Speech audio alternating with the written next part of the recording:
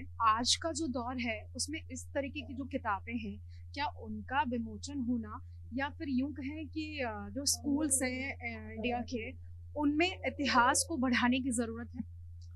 सबसे पहले मैं कहूँगा कि इस तरह की जो बुक है वो फिर एक बार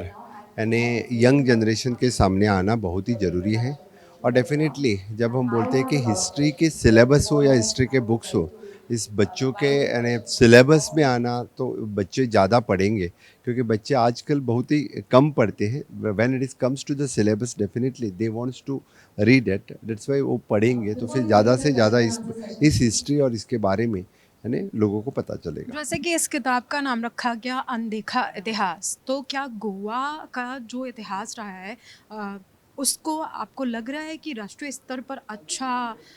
एक पेश दिया गया है या फिर अभी देने की ज़रूरत है?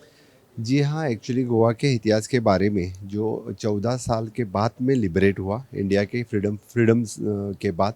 इसके इतिहास के बारे में बहुत ही कम लोगों ने पढ़ा है। लेकिन मैं प्राउडली कहता हूँ कि मेरे इस कार्यकाल के टेन्योर में यानी चाहे वो 1955 का यानी पुर्तगालीज़ के खिलाफ जो पूरे देश भर से यहाँ पे जो फ्रीडम फाइटर्स आए,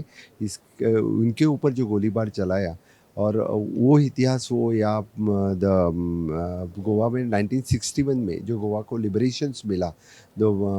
उसके बारे में यानी ज़्यादा फिर से एक बार यानी ज़्यादा एट ऑल इंडिया लेवल पे इस तरह का मोमेंट लोगों को पता चलना बहुत ही ज़रूरी है। बतौर मुख्यमंत्री आप इस तरह के कार्यक्रम में शामिल होते हैं, सांस्कृतिक कार्यक्रम हो, साहित्यिक हो, तो विकसित भारत के निर्माण में इतिहास को आप कैसे देख पा रहे हो? इसका योगदान कितना? जी हाँ, मैं हमेशा के लिए गोवा में इस तरह के जो सारे कार्यक्रम होते हैं, चाहे वो हिस्ट्री के हो, कल्चर के हो या ट्रेडिशनल कार्यक्रम जिस तरह के होते हैं, हमेशा के लिए मैं पार्टिसिपेट करता हूँ। और honourable prime minister Narendra Modi ji ने जब विकसित भारत की बात कही है, तो इस विकसित भारत 2047 में यानी इस सब चीज़ मायना रखते हैं, और according to that we have planned for the विकसित गोवा 2037, ये भी हम हमेशा के लिए करें। इसलिए फिर एक बार मैं आज के इस बुक इसमें मैं प्रेम प्रकाश जी को बहुत-बहुत अभिनंदन करता हूँ, और उनके पूरे टीम का मैं अभिनंदन और स्वागत भी करता हूँ। Thank you.